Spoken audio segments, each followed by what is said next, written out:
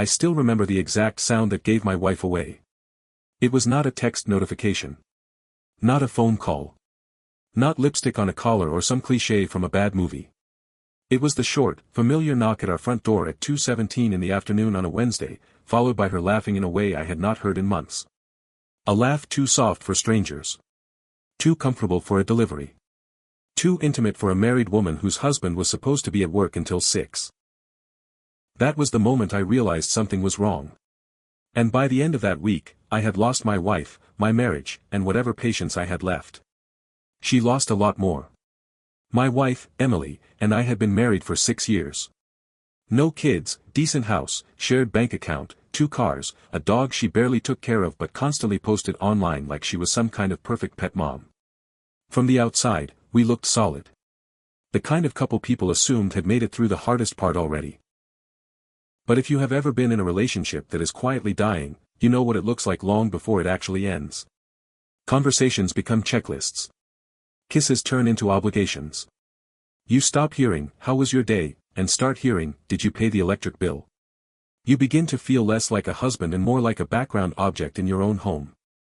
For months, Emily had been distant. Not openly cruel, not cold enough for me to call it abuse, just absent. She was always on her phone, smiling at messages she would angle away from me. She started caring way more about how she looked when running simple errands. Full makeup to pick up groceries. Perfume to go to the gym. Matching lingerie on random Tuesdays, even though she had not touched me in weeks. And every time I asked if something was wrong, she had the same answer. "You're paranoid. You're imagining things. You always make everything weird." So I did what a lot of married men do when they are trying to save their pride. I doubted myself. I told myself maybe she was stressed. Maybe I was insecure. Maybe marriage just gets boring and ugly for a while and then finds its way back. I wanted to believe that. Then came the deliveries. It started small. Packages arriving way more often than usual. Sometimes clothes, sometimes skin care products, sometimes random little things she never used. The weird part was not the deliveries themselves. It was that she suddenly became obsessed with being the one to answer the door. Before, she did not care. If something came, I got it. If I was not home, it sat outside for 10 minutes. But all of a sudden, every delivery mattered. She would practically sprint to the door. If she was in the shower, she would ask me not to answer it. She even changed her app notifications so she would know the second a package was nearby. One evening I joked, "What, you got a crush on the UPS guy?" She froze for half a second. Just half a second. But when you live with someone long enough, that half second is louder than any confession. Then she rolled her eyes and said, "Wow. Jealous of delivery drivers now? That's pathetic. That should have been my first real clue." Innocent people laugh. Guilty people attack. Still, I let it go. A week later, I came home early because a meeting got cancelled. I did not tell her. I figured maybe I would surprise her with coffee and we could actually spend a decent afternoon together for once. I pulled into the driveway and immediately noticed a delivery van parked 2 houses down. Nothing strange there.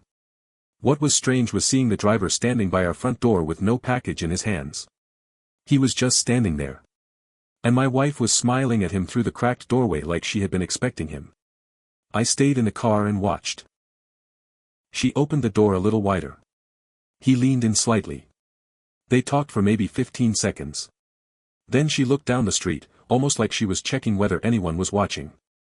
He handed her a small box, but instead of leaving, he touched her wrist. Casual. Familiar. Like it was not the first time. Then she smiled again. Not the polite smile you give a stranger. Not the forced smile you use with customer service. This was the smile she used to give me when we were dating. I felt my stomach drop so hard it was like missing a step in the dark. I should have gotten out right then. I should have walked up and blown the whole thing apart on the spot. But something stopped me. Maybe instinct. Maybe pride. Maybe the part of me that knew once I confronted her, the lie would just evolve. So I backed out quietly and drove away. That night, I said nothing. I watched her carefully instead. She was glowing. Actually glowing. She kept checking her phone under the table during dinner. She barely touched her food. At one point she smiled at a message and then looked up at me with the most fake neutral expression I have ever seen in my life. Like she had to manually put her face back into wife mode. I asked, "Good news?" She said, "Just a friend." That phrase has probably ended more relationships than cheating itself. I started paying attention after that. Real attention. I checked our doorbell camera history the next day while she was out. Funny thing, several clips were missing. Not all of them. Just random ones. Enough to be suspicious.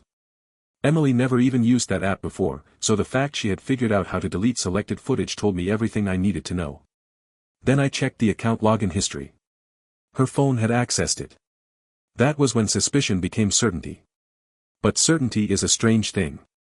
It does not calm you down. It makes you colder. Sharper. More patient. So instead of confronting her, I started building a timeline. The same delivery route came through our neighborhood every Monday, Wednesday, and Friday between 1:30 and 3 p.m. On those days, Emily was suddenly always home. She had started working remotely more often, even though her job never used to allow that. On those same days, she dressed better than usual, cleaned the house more than usual, and lit candles for no reason at all. Candles. In the middle of the afternoon. I checked phone records next. There was one number she had been contacting constantly through an encrypted app, so I could not see message content, but I could see the pattern. Same windows. Same days. Same timing as the delivery route. Then I got the twist that made it all even worse. I was talking to an old friend of hers at a birthday dinner that weekend, trying not to sound obvious, when the friend casually mentioned Emily's ex. Some guy she dated before me.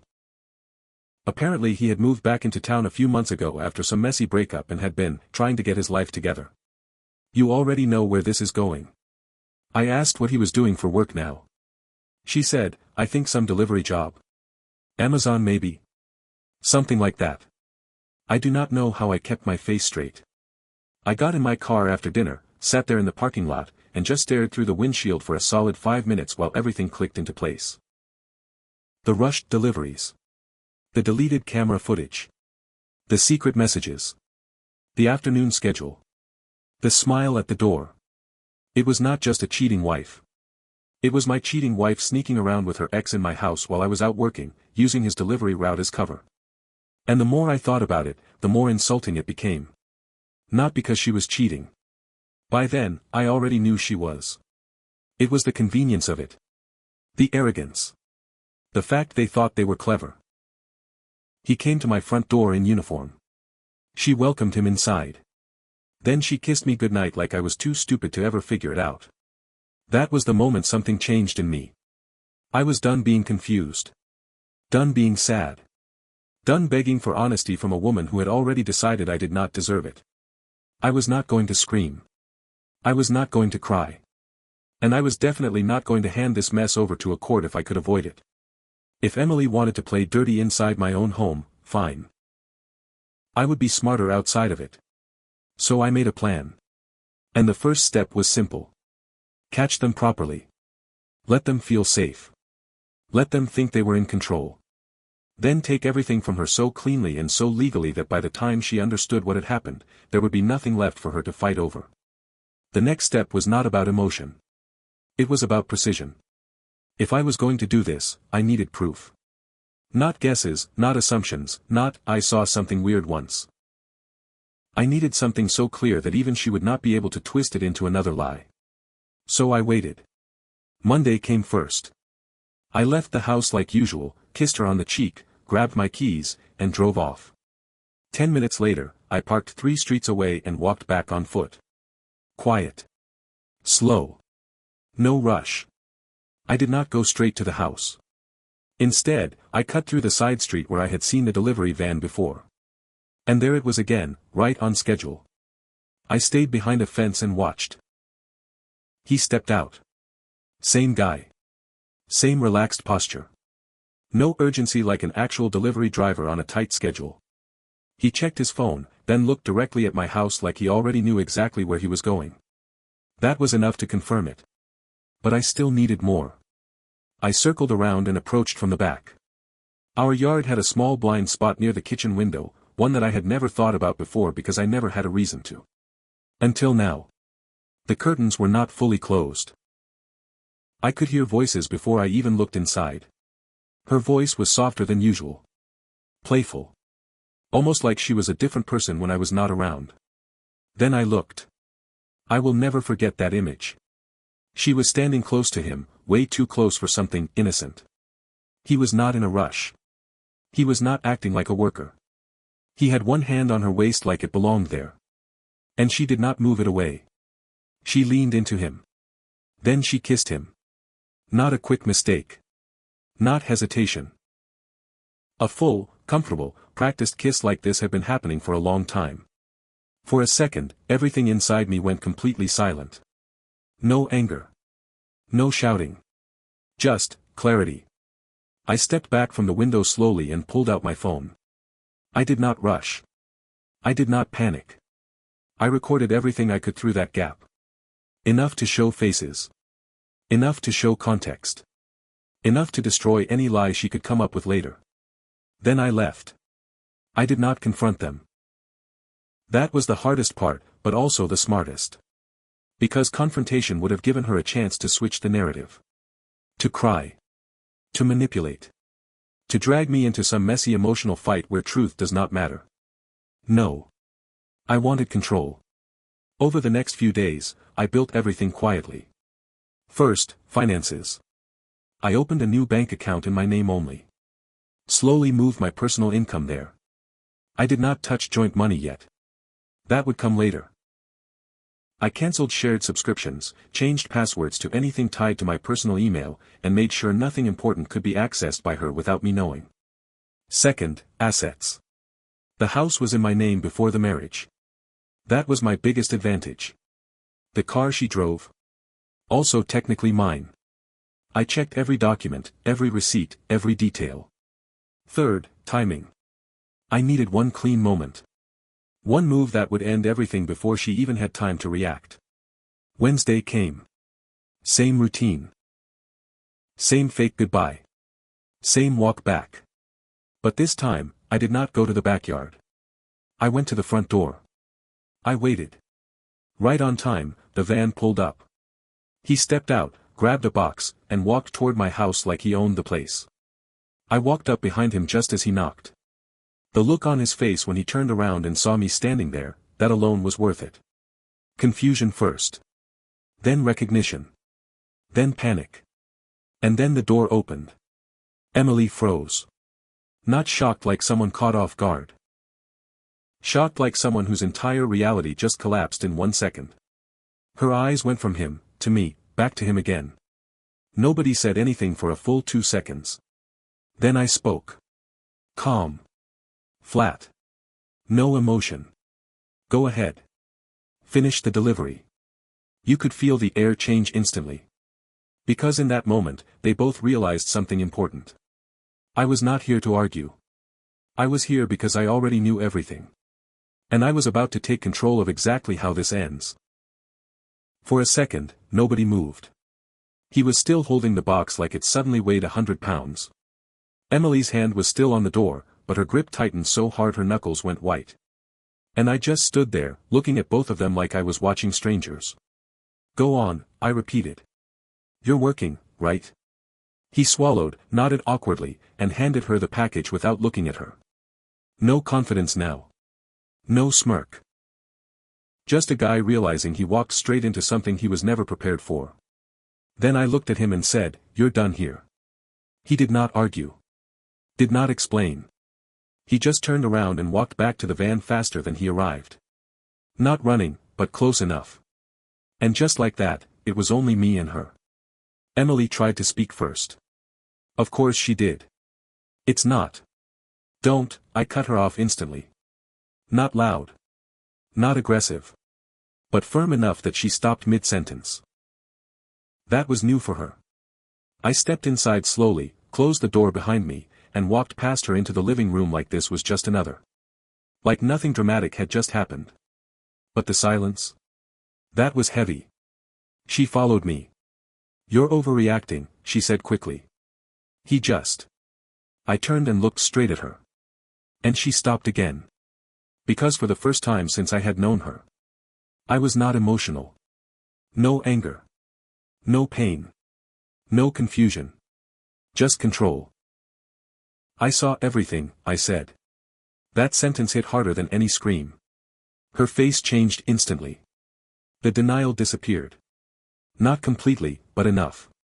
Because she knew I was not guessing anymore. Still, she tried. It's not what you think, we were just. I have it on video. That was it. Whatever defense she had left collapsed right there. She sat down slowly like her legs gave up on her. Her eyes filled with tears, but now it was different. Not guilt. Not regret. Fear. Please. Let me explain, she whispered. But now it was my turn to decide. And I was already 10 steps ahead. I don't need an explanation, I said. I needed the truth. And you made sure I had to find it myself. She started crying then. Real crying.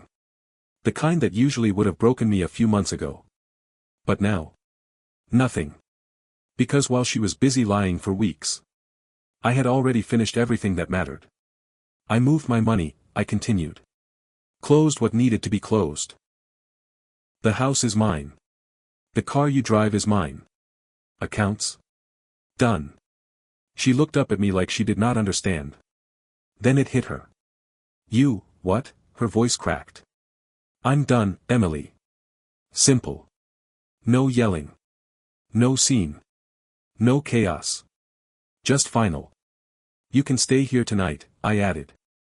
Tomorrow you pack what's yours. Not what you think is yours. What actually is. She shook her head, tears running down her face. You can't just. I can. And I did. Silence again. But this time it was different. This was not the silence of confusion. This was the silence of someone realizing they already lost. And the worst part? I had not even raised my voice once. I grabbed my keys, walked to the door, and stopped for a second. Then I said one last thing without turning around. Next time you open the door for him, make sure it's not someone else's house. And then I left. I did not go far that night. Just drove around for a while, no music, no calls, no distractions. For the first time in weeks, my head was quiet. Not empty, not numb, just clear. When I came back the next morning, the house felt different. Not because anything had changed physically, but because the illusion was gone. No tension hiding under polite conversations. No fake smiles. Just reality, sitting there in plain sight. Emily was already awake. Eyes swollen. Face pale. She looked like she had not slept at all. There were a couple of suitcases near the stairs, half-packed. Clothes spilling out like she could not even focus long enough to finish. She looked at me the second I walked in. Please, she said, her voice barely holding together. We can fix this. That word again. We. Funny how that only shows up when everything is already broken. I did not answer right away. I just walked into the kitchen, poured myself coffee, and leaned against the counter like it was a normal morning. Because for me, it was. I already fixed it, I said calmly. That hit her harder than anything before. You're throwing everything away, she cried. 6 years. No, I interrupted, finally looking at her. You did that. I just refused to pretend it didn't happen. Silence. She knew I was right. There was nothing left to argue. No angle to twist.